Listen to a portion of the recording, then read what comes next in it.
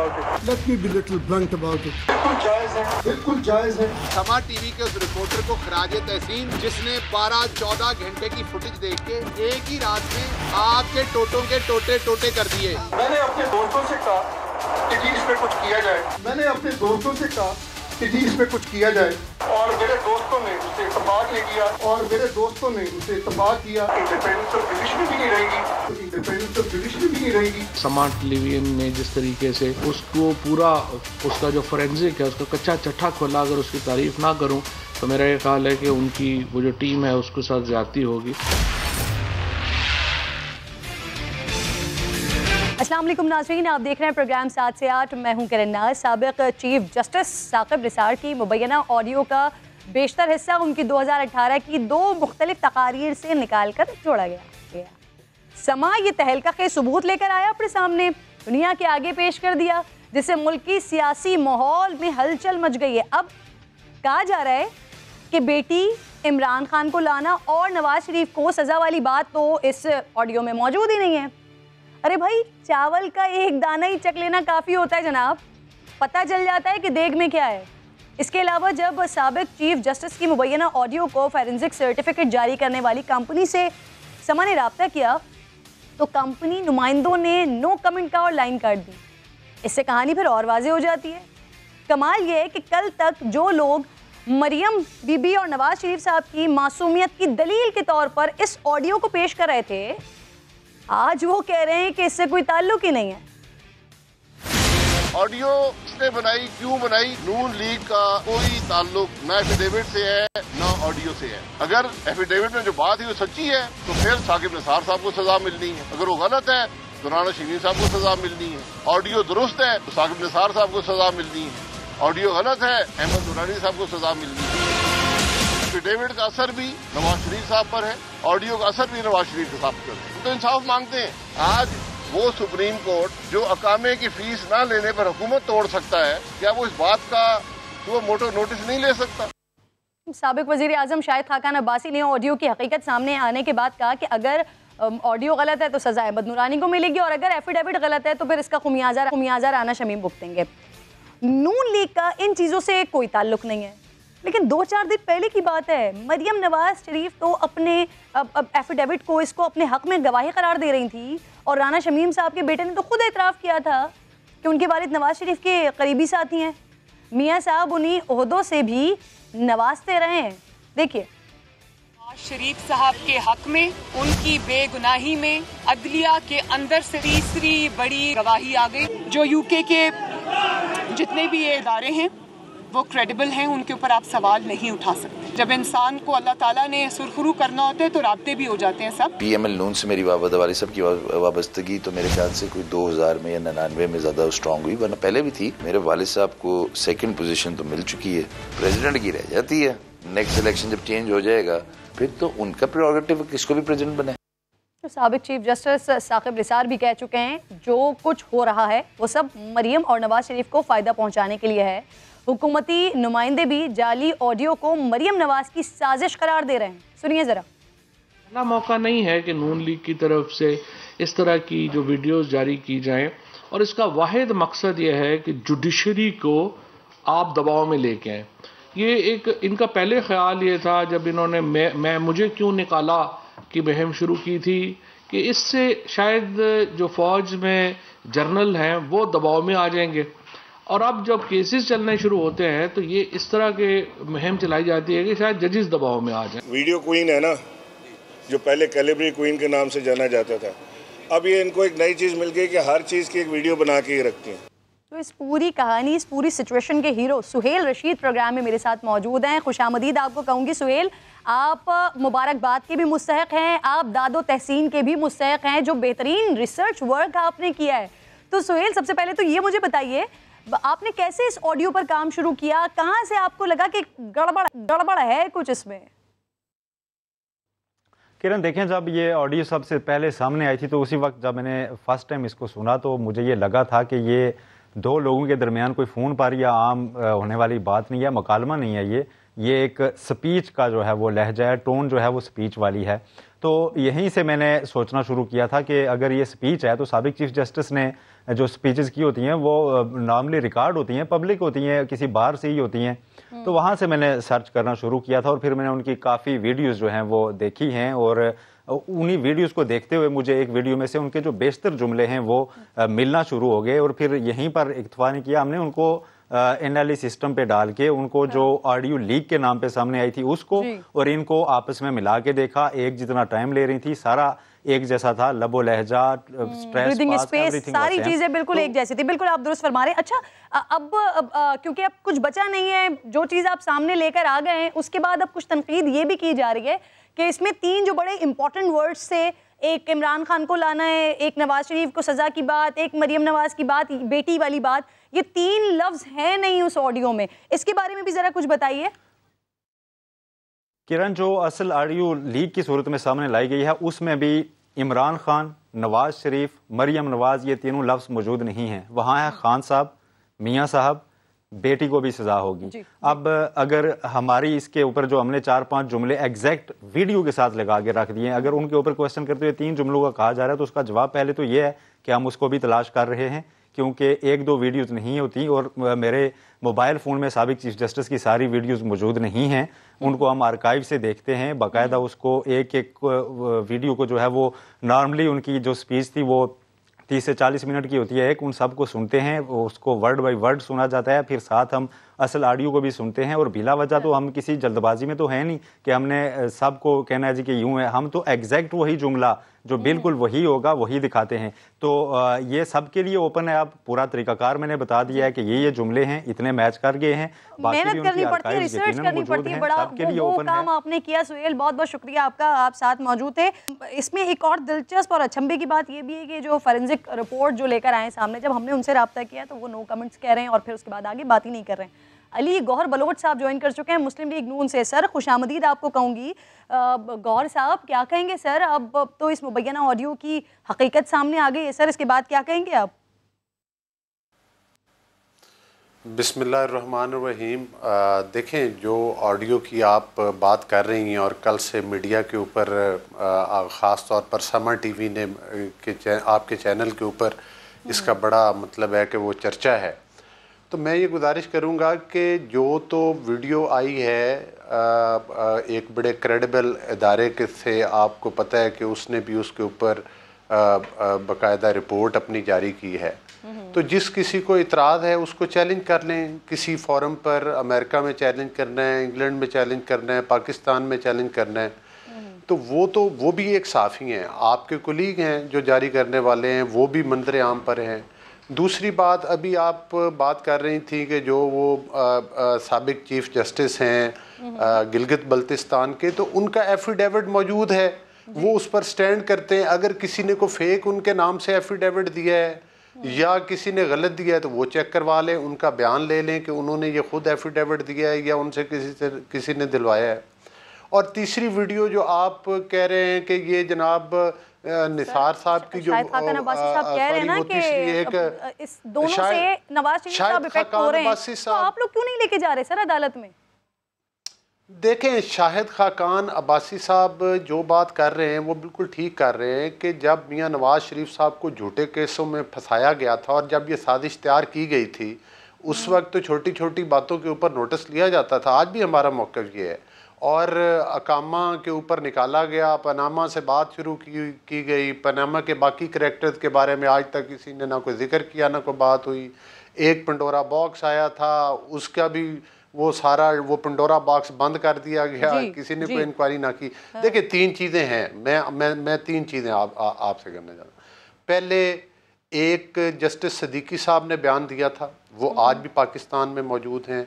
Justice Siddiqui साहब के बयान के ऊपर उनको तो नौकरी से फारिग कर दिया गया, लेकिन जो उन्होंने बयान दिया उसके ऊपर कोई इंक्वायरी हुई, कोई जो उसके ज़िम्मेदारान थे उनके ख़िलाफ़ कोई कार्रवाई की गई। फिर आप देखें कि उसके बाद जस्टिस फ़ायद ईसा साहब का केस आया, प्रेसिडेंट ऑफ पाकिस्तान ने जो है वो उनके ऊपर मतलब है कि झूठे एलिगेशन लगाए, उनके हक में आया तो आया, उसके बाद वो जो रेफरेंस भेजने वाले थे, जो मैं आपकी गुफ्तगू से सुन रही हूँ, फिर शायद खाकान अब्बासी साहब भी ये बात कर रहे हैं कि अगर वो हलफनामा गलत है तो शमीम साहब के ऊपर मुसीबत आएगी। दूसरी तरफ अहमद नूरानी साहब की बात कर रहे हैं, तो सर आप खुद भी श्योर नहीं है ना कि ये चीज़ आया सही है या गलत है। और सर ये श्योर ना होने के बावजूद आपके लीडरान का प्रेस कॉन्फ्रेंसेस करना, सर मीडिया से बात करते हुए अदलिया के बारे में बात करना, सर इसका इखलाकी जवाब बनता है सर?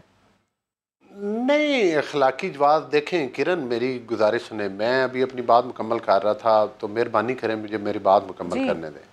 गुजारिश ये है कि जो वीडियो आई थी अरशद मलिक साहब की, उसके ऊपर उनको नौकरी से निकाला गया, लेकिन उन वीडियोज़ के बारे में मतलब है कि उनके और उनको नौकरी से निकाल दिया गया। जो उनके किए हुए फैसले हैं वो उनको आज तक कालदम करार क्यों ना दिया गया? मतलब जब उनकी वीडियो आई और उस बयान के ऊपर किया गया ना, तो वो आप लोग लेकर नहीं गए, आप लोगों से बार-बार सवाल किया जाता है कि उस वीडियो को लेकर जाएं सर। मेरी गुजारिश सुने ना, मेरी गुजारिश तो सुने ना। उस वीडियो के ऊपर आपने एक जज को नौकरी से फारिग कर दिया गया, इसका मतलब है आपने उस वीडियो को तस्लीम कर लिया कि ये इन्होंने गलत बयान दिया है या इनको नहीं देना चाहिए था। जो उन्होंने फैसले किए उनको कालदम करार क्यों नहीं दिया गया?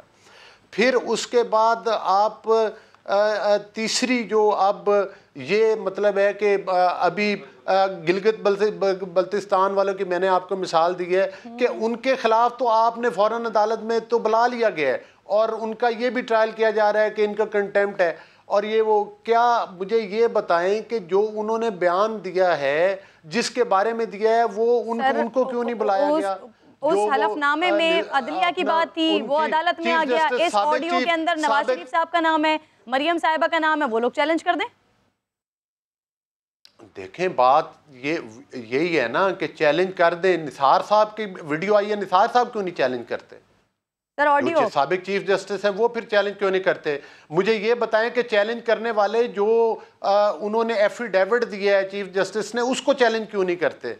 तो देखें, एक जस्टिस क्यूम साहब का भी हवाला दिया जाता है अक्सर हमारी पार्टी को कि जी वो जस्टिस क्यूम। आपको पता है कि जस्टिस क्यूम वाले केस में जो उनकी ऑडियो आई थी उसके ऊपर उनके वो फैसला कालदम करार दिया गया था, लेकिन इन जो मियां नवाज शरीफ साहब को विक्टिमाइज किया गया है, उनके फैसलों को जो उनको सजाएं दी गई हैं उनको कालदम करार नहीं दिया गया, लेकिन उनको तस्लीम भी किया गया। अच्छा सर, तो मतलब ये इंसाफ कहां से मिलेगा? गौर साहब, एक अजीब सी बात नहीं है सर, नवाज शरीफ साहब के हक में जितनी भी चीजें आ रही हैं, एक तो वो अदालत में नहीं आ रही, दूसरा सबकी सब बाहर से आ रही हैं, बैरून मुल्क से आ रही हैं सर। बयान हल्फी हो, ऑडियो हो, सब लंदन और अमेरिका से आ रहा है। देखें बात यह है कि किसी न किसी हमारे तो जो मादरत के साथ जिस तरह से अरशद मलिक साहब को नौकरी से फारिग किया गया और फिर जो उनकी ऑडियोज़ आई, हमारे जो जस्टिस नसीम हसन साहब ने एक इंटरव्यू दिया था, जो जस्टिस सिद्दीकी साहब इस्लामाबाद हाई कोर्ट के जज थे, उनका बयान आया, उनको ये सिलसिला तसलसल के साथ चल रहा है। सही है सर, आपका मौक़िफ़ आ गया। अब मुझे पीडीएम के इजलास का बता दें, सरबराही इजलास से सिर्फ बातें निकलेंगी, वाकई इस्लामाबाद जाने की कोई तारीख वगैरह फाइनल होने वाली है सर? नहीं, पीडीएम के बिल्कुल इजलास में अब इंशाअल्लाह ताला हतमी फैसले किए जा रहे हैं, ऐसी बात नहीं है। पीडीएम एक तहरीक का नाम है और उसका मकसद ये है कि पाकिस्तान में आइन और कानून की हुक्मरानी, पाकिस्तान में जो मतलब है कि आरटीएस सिस्टम चला कर और जिस तरह से हुकूमतें तोड़ी और बनाई जाती है, लॉन्ग मार्च की या नहीं? हाँ या ना में जवाब दे दें सर, अगले मेहमान भी इंतजार कर रहे हैं। जी क्या फरमाया आपने? सर मैं पूछ रही हूँ, आज लॉन्ग मार्च की तारीख मिल जाएगी सर, हाँ या नहीं?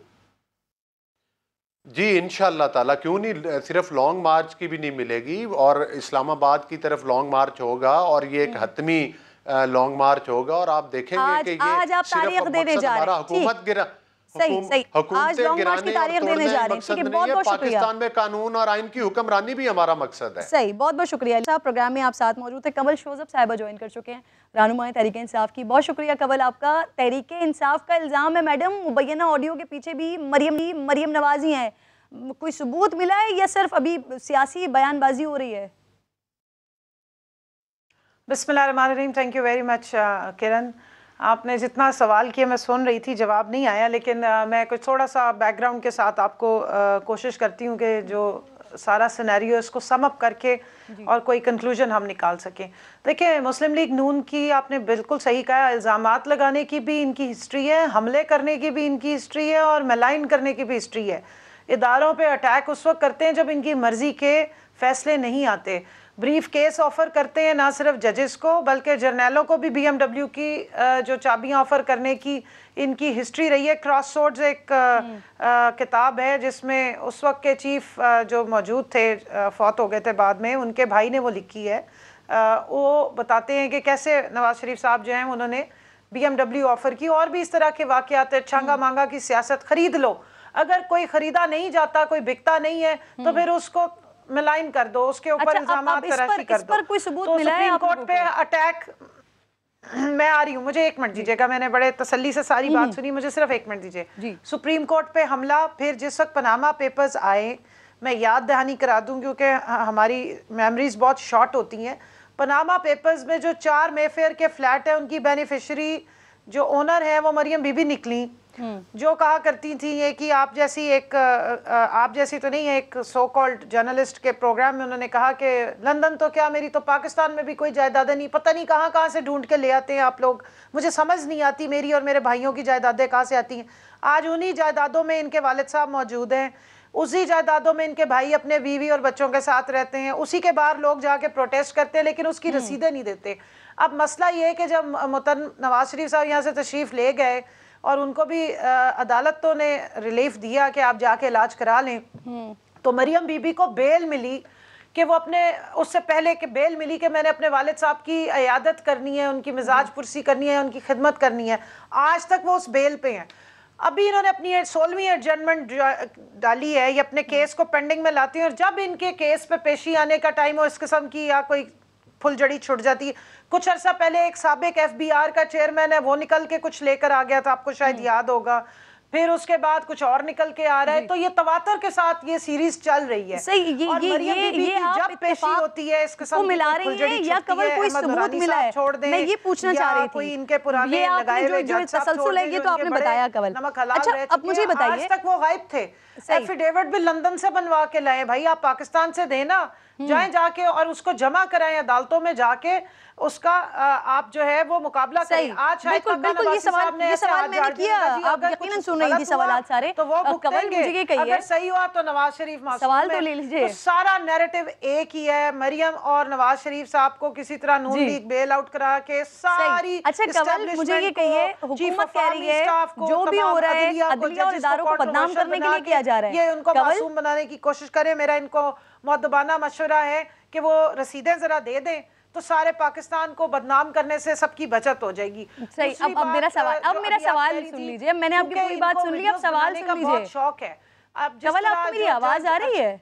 गालिबन कवल को मेरी आवाज़ नहीं आ रही है। कवल, मैं दोबारा आपसे रब्ता करने की कोशिश करती हूँ और फिर आपसे इस पे अगले सवालात करती हूँ, क्योंकि मुस्लिम लीग नून से जब बात हो रही है तो वो अब उन्होंने इस चीज़ से बिल्कुल ही अलहदगी इख्तियार कर ली है इस ऑडियो से, जब समा सारे का सारा कच्चा चट्ठा सामने लेकर आ गया है। दूसरी जानिब हुकूमत की जानिब से भी अब जब ये मरियम नवाज साहिबा और नवाज शरीफ साहब को कहा जा रहा है कि उनके पीछे हैं, तो फिर इस पर भी कोई सबूत अभी तक सामने आया है? उनके पास कोई सबूत मौजूद है या फिर ये सियासी बयानबाजी हो रही है? इसके साथ साथ फिर PDM आगे एक बार फिर आज अली गौहर बलोच साहब ये कहकर गए कि आज लॉन्ग मार्च के बारे में भी बताने जा रहे हैं और साथ आगे क्या करना है उन्होंने उसके बारे में भी बताने के लिए आज जा रहे हैं। कमल शोजब साहिबा साथ होंगी हमारे ब्रेक के बाद, तो फिर ब्रेक के बाद वापस आकर उनसे बात करें।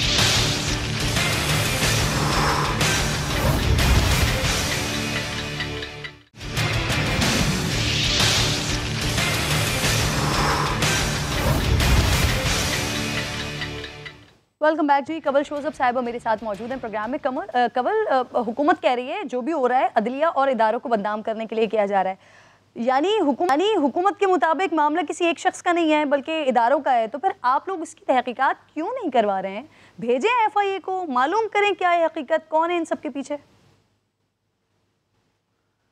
देखिए जी, हुकूमत तो जो करना है वो करेगी, लेकिन इस वक्त सवाल ये है कि जिन्होंने इल्ज़ाम तराशी की है और जिस पे की है, जिस इदारे पे की है, वो स्टेट का एक मेन पिलर है।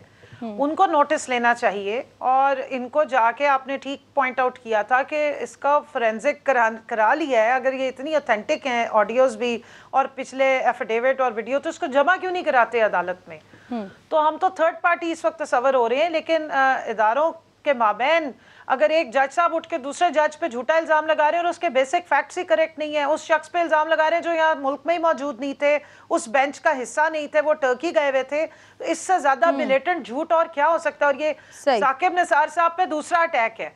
क्यों मिलाइन किया जा रहा है? इनडायरेक्टली मैंने जैसे बयान किया, लेकिन उस वक्त लाइन ड्रॉप हो गई थी कि सारा मकसद ये है कि मरियम बीबी के केस को किसी तरीके से अंडर इन्फ्लुएंस करके अदलिया को और एस्टैब्लिशमेंट को, जो इनको बैकडोर की आदत है, वो किसी तरीके से इनको वहां से निकाल दिया जाए। अच्छा, मुझे ये बताइए, होने नहीं लगा। कवल, इस्लामाबाद और लाहौर में होने वाली कॉन्फ्रेंस के मुतालिक फवाद चौधरी साहब कह रहे हैं बैरून मुल्क से फंडिंग हुई है, तो क्या किसी खास मकसद, ये किसी खास शख्स की जानिब से की गई है जिस पर तशवीश है हुकूमत को?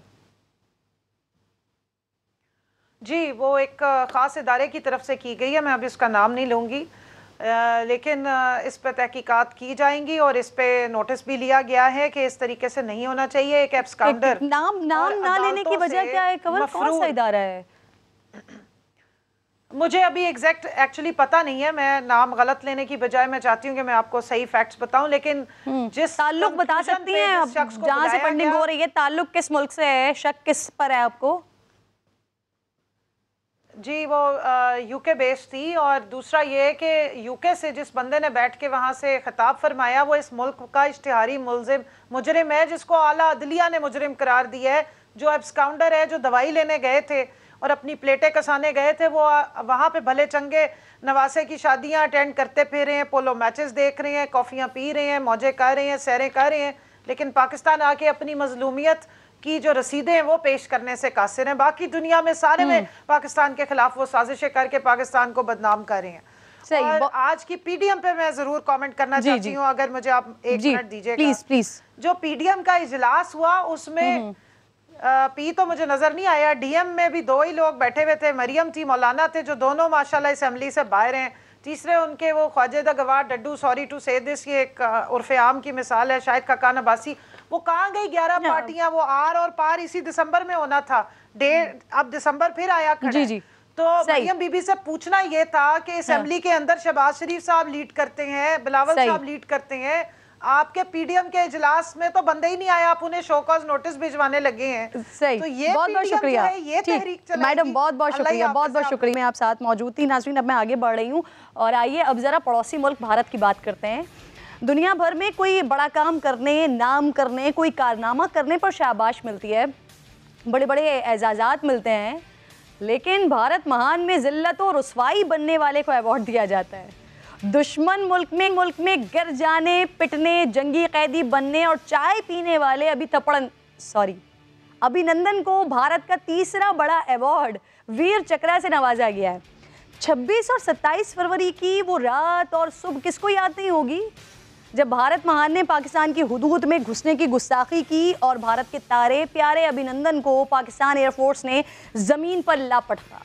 MiG-21 का वो तबाहशुदा मलबा आज भी भारत की अक्ल ठिकाने लगाने के लिए पाकिस्तान एयरफोर्स म्यूजियम की जीनत बना हुआ है, लेकिन अभिनंदन को जिस F-16 गिराने पर अवार्ड दिया गया है उसका मलबा ना यहाँ मिला ना वहाँ मिला। अमेरिकन एजेंसी की गिनती के मुताबिक पाकिस्तान के लड़ाका तैयारे पूरे हैं, तो भैया अभी ये F-16 मार्स या जुपिटर पर गिराया है, जिसका नज़ारा देखने के लिए मोदी जी ने पिछले दिनों नाकाम खलाई मिशन किया था। बहरहाल नाज़रीन, अभिनंदन को जब भारत में अवार्ड दिया गया तो सुनिए पजीराई कैसे हुई उनकी, सुनिए ज़रा। इस तकरीब में जैसे अभिनंदन की पजीराई हुई है, अगर भारत को सच बोलने की आदत होती तो उनका इंट्रोडक्शन ऐसा होता। विंग कमांडर उड़ान पायलट 27 फरवरी श्रीनगर के ऑपरेशनल रेडिनेंस प्लेटफॉर्म पर तैनात थे। सुबह 9:55 पर उनकी कुंडली में दोष आ गया। आप पाकिस्तान की तरफ बढ़ने लगे। पाकिस्तान के वायुयानों के खिलाफ आप बहुत चूजे नजर आए। आप गिरे, पिटे, सिविलियंस पर पिस्टल निकाली। पाकिस्तानी फौजियों ने मुहिब्बे वतन पाकिस्तानियों के हाथों आपकी दुर्गत बनने से बचाया। आपकी जिल्लत और रुसवाई के बावजूद आप बहादुरी के साथ इंडियन मीडिया को मसाला लगाकर बढ़ा चढ़ाकर झूठ ना बोलने की सलाह देते रहे, पाकिस्तानी फौज की तारीफ करते रहे।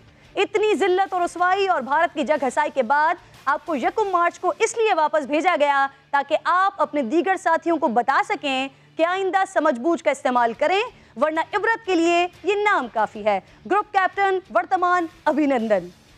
अभिनंदन के वीर चक्रा ने नाज़रीन सबको चकरा कर रख दिया है। वैसे अपना ही तैयारा तबाह करने पर जिस तरह अवार्ड दिया जा रहा है, तो एक तो ये कि भारतीय फ़ौज ने अपना और अपने तमगों का मयार ये तय कर लिया है।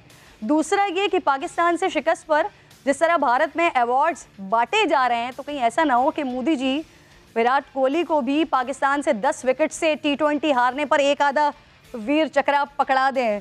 आबिद राव साहब मेरे साथ मौजूद हैं, एजाज अवान साहब मेरे साथ मौजूद हैं। आप दोनों मेहमानों को मैं खुशामदीद कहूँगी।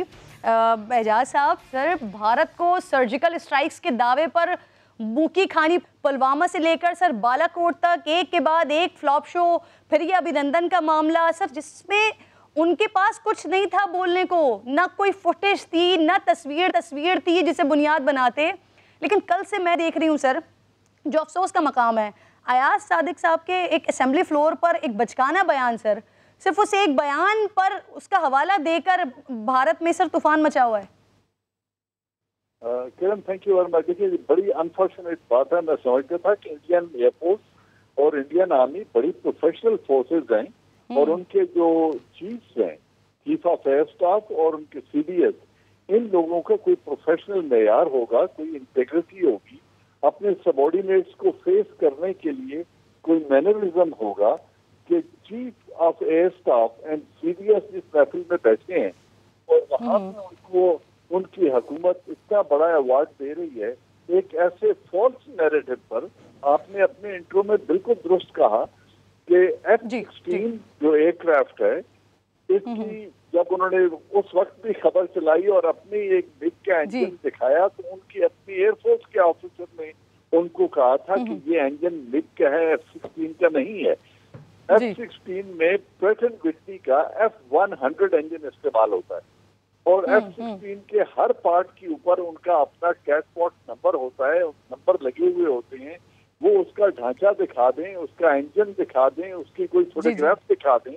और फिर सबसे बढ़ के ये होता है कि ये जो मॉडर्न एयरक्राफ्ट हैं, इनकी एवियोनिक्स में जब दूसरे जहाज को निशाना बनाया जाता है तो उसकी एक सिनेमाटोग्राफी, जिसे सिनी कहते हैं शॉर्ट में, वो पूरी वीडियो बनती है और उस वीडियो को वापस जाके लैंड करके प्रूफ के तौर पे वो पायलट पेश करता है कि ये जहाज है जो मैंने गिराया है, और उसको फिर एनालाइज किया जाता है कि वेरीफाई। बिल्कुल सर, याद होगा आपको जब वहां पर उन लोगों ने प्रेस कॉन्फ्रेंस की थी इनके स्टाफ ने, तो फिर उसके बाद वो MiG-20 का जो वहां पर गिरा था उसका पार्ट लाकर दिखा दिया था उसको F-16 बोल के। अब आबिद राव साहब भी मेरे साथ मौजूद हैं, एयर वाइस मार्शल रिटायर्ड। बहुत बहुत शुक्रिया सर आपके वक्त का भी। सर वैसे ये तो रसवाई का मकाम था भारत के लिए कि उनका यहाँ पर कैप्टन गिर गया, फिर उसके बाद उसको किस तरह से हमने वापस भेजा। लेकिन सर उसको अवार्ड से नवाजा जा रहा है। भारत खुद अपने अवार्ड्स तय कर रहा है कि वो किन किन लोगों को किस किस तरह से अवार्ड देगा। सर देखिए, ये उनके लिए अपने झूठ को एक ऑनर में कन्वर्ट करना उनकी मजबूरी थी। उन्होंने पहले दिन से ये झूठ बोला। 1971 में भी उन्होंने ऐसा एक झूठ बोला था। हमारा एक B-57 गिरा था, उसके रैकेज पे इन्होंने हमारे मिराज क्लेम कर लिया। उस वक्त हमारा टॉप ऑफ द लाइन जहाज था और इनकी बड़ी ख्वाहिश थी कि हम मिराज गिराएं, तो इन्होंने वो करके वो झूठ बोला और वो उसकी पब्लिसिटी की। और हमने जंग खत्म हुई तो अपने सारे मिराजेस खड़े करके रनवे पे 1 day after the war cease fire हमने वो गिनवा दिए थे और उनको झुठला दिया था कि ये झूठ बोल रहे हैं, इन्होंने हमारा कोई मिराज नहीं गिराया। ये प्रोपेगेंडा इनका जो है वो फॉरेन ऑफिस का मिशन में लिखा हुआ है। देखिए, पाकिस्तान का जो मसला आता है वो मीडिया को ये हवाले कर देते हैं कि पाकिस्तान पे इसका फॉरेन ऑफिस नहीं कवर कर सकता, तो ये मीडिया के जरिए अपने जो नैरेटिव है उसको स्प्रेड करें। इसको झूठ दे के ये बनाना जरूरी था। ये तो इंडियन मीडिया कह रहा है कि कल वरना किसी टाइम पे रिटायर होके अभिनंदन जो है ना सच बयान कर देगा। तो ये वीर चक्र उसको दिया गया है ताकि उसका मुंह बंद रहे। और उन्होंने दूसरी चीज जो साबित हो रही है बड़ी इंपॉर्टेंट बात कर रहे हैं आबिद साहब आप, उसको ये वीर चक्र इसलिए दिया गया ताकि वो मुंह बंद रखे, ताकि जो हकीकत में हुआ है भारत के साथ वो बार बार सबके सामने ना लेकर आए। बड़ी इंपॉर्टेंट बात कर रहे हैं। अच्छा सर अब एक और भी बड़ी इंपॉर्टेंट बात ये है, ये अभिनंदन वाले वाक़े के बाद सर ये तासुर हुआ, ये बात हुई कि हमारे JF-17 थंडर सर इनकी डिमांड बढ़ रही है, मांग बढ़ गई है, और सर इंटरनेशनली पाक फ़िज़ाइया को इस वाक़े से मज़ीद कितना फ़ायदा पहुँचा आबिद साहब? डेफिनेटली देखिए, मुझे आप 2 मिनट दे दीजिए। जिस दिन ये जहाज गिरा है MiG-21, उस दिन इनका SU-30 गिरा है। इन्होंने खुद अपना एक हेलीकॉप्टर गिराया जिसमें 6 या 7 सीनियर अफसर थे इनके हेलीकॉप्टर में, जो अपना सैम मार के इन्होंने गिराया। चौथा जहाज इनका फ्लाइट सेफ्टी, वो इनके लिए बहुत बुरा दिन था, उसकी बात नहीं करते। अच्छा, उसका असर आप ये देख लें कि उस मतलब 27 फरवरी 2019 से लेके आज तक इनकी एयरफोर्स में हिम्मत नहीं हुई है कि ये बॉर्डर की वायलेशन करे या दोबारा मोदी का नैरेटिव लेके कोई ऐसी बढ़त करे। मोदी का नैरेटिव इनकी आर्म फोर्सेस नहीं कैरी आउट कर सकती। इनकी आर्मी फेल हुई है, इनकी एयरफोर्स फेल हुई है, इनकी नेवी ने अपने बड़े नुकसान किए हैं। अपनी एक वो जैसे ये पनडुब्बी कहते हैं सबमरीन, वो अपने नलायकी से डुबोई है। अपने एक जहाज को प्रैक्टिस ट्रेनिंग उसमें लाइव मिसाइल मार के इन्होंने बिल्कुल। आप आबिद साहब, एजाज साहब, आप दोनों का बेहद शुक्रिया, लेकिन बड़ी इंपॉर्टेंट आबिद साहब आप करके गए प्रोग्राम में कि ये अभिनंदन साहब को इस वजह से ये अवार्ड दिया गया ताकि वो मुंह बंद रखें, ताकि मजीद जगहसाई का बाइस ना बने, सच्चाई लोगों को बता करके उनके साथ हुआ क्या था और उन्होंने खुद क्या कारनामा अंजाम दिया। बहरहाल जी आगे बढ़ रही हूँ नाज़रीन। गुज़िश्ता रोज़ लाहौर गोलियों से गूंजता रहा। गुंजानाबाद इलाके में सैकड़ों लोगों के दरमियान शहर के बीचों बीच 1 घंटे तक गोलियां चलती रहीं।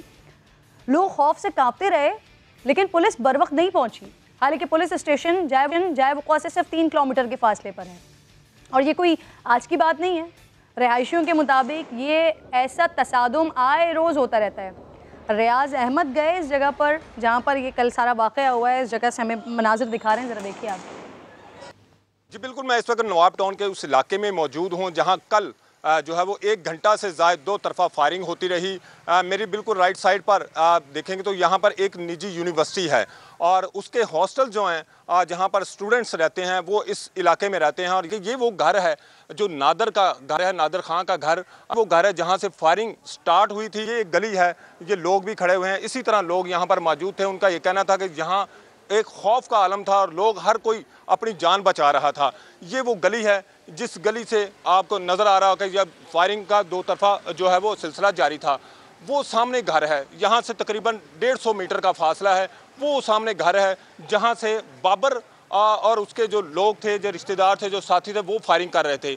और दोनों जो हैं फायरिंग करने वाले नादर खान और बाबर खान दोनों जो हैं वो करीबी रिश्तेदार भी हैं। इब्तदाई तौर पर मालूमात सामने आई हैं वो यही हैं कि नादर खान जो था वो बाबर खान जो है वो उनके घर रिश्ता करना चाहता था, लेकिन वो उनकी फैमिली मान नहीं रही थी, जिसकी वजह से ये सिलसिला शुरू हुआ। देखें नीचे लिखा हुआ है लाहौर हॉस्टल। यहाँ पर देखें वो ऊपर जो गोलियों के निशानात हैं वो सामने नज़र आ रहे हैं।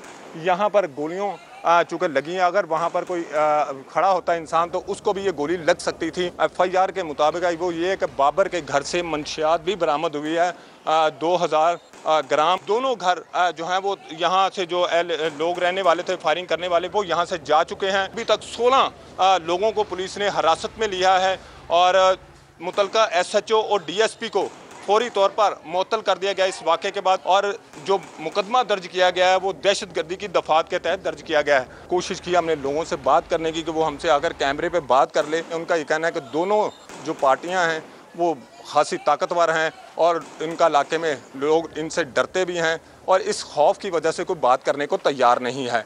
लोगों में यकीनन खौफ और हरास है। बहुत शुक्रिया रियाज आपका। यहाँ पर जो कल मुसलसल फायरिंग होती रही है, मैं चाह रही हूँ ज़रा वो हल्का सा मंजर आप देख लीजिए, फिर हम आगे बढ़ते हैं। आगे बढ़ी हूँ नाज़रीन। वफाक़ी हुकूमत के नुमाइंदे गुज़िश्ता 2 साल से कराची वालों को ग्रीन लाइन बस सर्विस के आगाज़ की तारीखें देते आ रहे हैं, लेकिन 2021 में भी ग्रीन लाइन के आगाज़ का कोई इम्कान नज़र ही नहीं आ रहा। ग्रीन बस सर्विस का फौरी चलना मुमकिन क्यों नहीं है भाई? इन वजूहात से पर्दा उठा रहे हैं सलमान अहमद की ये 7 से 8 के लिए खुसूसी रिपोर्ट है, देखिए ज़रा।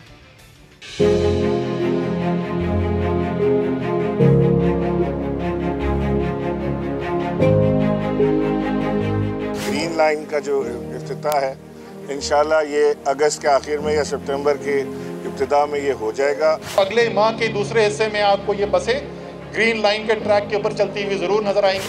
अगले 15 से 20 दिन के अंदर हम इस काबिल होंगे कि आपको डेट दे दें कि उसको कब हम इनॉग्रेट करते हैं, और वज़ीर आज़म से टाइम लेके उसका इनॉग्रेशन कर दिया जाएगा। ग्रीन लाइन बस सर्विस के आगाज की तारीखें देते देते 2020 के बाद 2021 भी खत्म होने को है।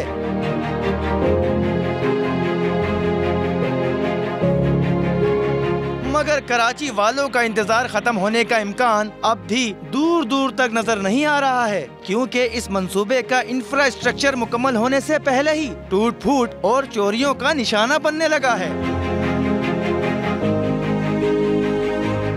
ग्रीन बसें तो अब तक ट्रैक पर दौड़ना शुरू ना हुई, लेकिन मुख्तलिफ स्टेशन पर शहरियों के लिए बनाए गए बरकी ज़ीने इस तरह गायब होते जा रहे हैं। सिर्फ इसी स्टेशन की ये सूरत हाल नहीं, कई स्टेशन पर बरकी ज़ीनों के स्टेप्स इसी तरह तबाहाली का शिकार हैं।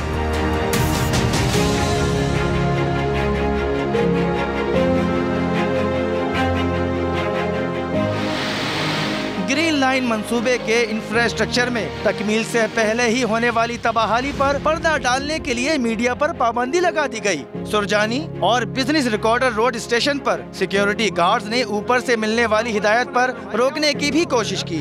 क्या हो गया भाई? भाई मना है यार, भाई तो गलत बोला है ना, इसके क्यों मना कर रहे हैं आप? मीडिया को क्यों मना कर रहे हैं? हर बार विफाकी हुकूमत के किसी न किसी नुमाइंदे की दी गई डेडलाइन गुजर जाती है, मगर ग्रीन बस चलने के मुंतजिर कराची वालों की कोई उम्मीद बर नहीं आती है, जिसकी वजह से शहरियों का उनके बयानात से एतबार ही उठ गया है। ये सब ड्रामेबाजी कर रहे हैं, अगर शुरू हो तो बस अल्लाह ही मालिक है, अल्लाह ताला करवा सकता है, बाकी ये लोग नहीं करवाएंगे शुरू। बस आवाम को बेवकूफ़ बनाया, लॉलीपॉप दिया हुआ चूसते रहे बस आप लोग। मुझे तो नहीं लगता कि नवंबर में जो है इसका इफ्तिताह करेंगे। कुछ भी नहीं है, अभी कुछ भी अभी तामीर ही नहीं हुआ है तो हम वो सोचें। तारीख पे तारीख मिलने से बेजार शहरियों को बहलाने के लिए चीन से 80 बसें मंगवाकर डिपो पर खड़ी कर दी गई हैं। गवर्नर सिंह कहते हैं कि ड्राइवर्स की तरबियत हो रही है, तरबियत मुकम्मल होते ही मंसूबे का इफ्तिताह कर दिया जाएगा, मगर ये तरबियत कब मुकम्मल होगी इसकी तो गवर्नर साहब ने तारीख भी नहीं दी है। कैमरामैन फैसल अगाई के साथ सलमान अहमद, समा, कराची। गवर्नर सिंध इमरान इस्माइल साहब से आज भी सवाल हुआ है इस हवाले से, तो उन्होंने कहा कि ग्रीन लाइन बस मंसूबा आखिरी मराइल में है, छोटे मोटे काम बाकी रह गए हैं। एक्सपो सेंटर में गुफ्तगू कर रहे थे इमरान इस्माइल साहब, और वो प्रोजेक्ट का दौरा करने के बाद वज़ीर आज़म से इफ्तिताह का वक्त लेंगे, ये भी उन्होंने कहा। ज़रा सुनिए उनकी बात। ग्रीन लाइन जी बिल्कुल अपने आखिरी मराइल में है, बिल्कुल तैयार है, टेस्टिंग पर है। हमने वज़ीर आज़म इमरान खान से भी बात कर ली है कि वो हमें इसकी तारीख दे दें और इसकी ऑपरेट करने की। कल भी मेरी इस पर SIDCL वालों से मुफस्सिल मीटिंग हुई है, मैंने उनसे ब्रीफिंग ली है।